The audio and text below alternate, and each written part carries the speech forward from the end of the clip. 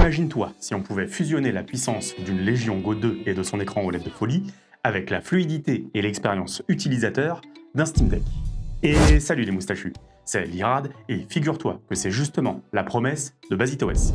Et dans cette vidéo, je vais justement te montrer étape par étape comment installer la pièce manquante à la console portable ultime facilement, rapidement et sans mal de crâne.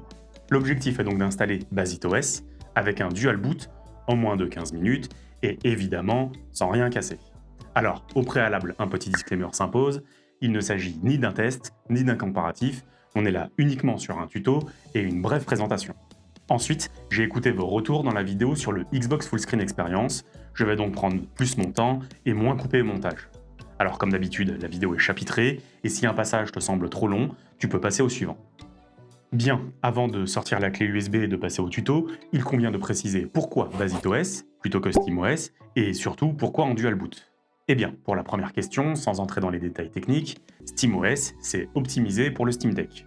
Et tant que le support officiel pour la Légion Go 2 n'est pas proposé par Valve, il ne faut pas en attendre grand-chose. Et surtout, là où SteamOS galère encore avec le HDR, Basit, lui, gère déjà 90% du hardware. HDR, RGB, TDP, bref, tout est déjà prêt. Et puis, on ne va pas se mentir, jouer sur un écran magnifique et le brider est un délit passible de rasage de moustache, alors gare à toi.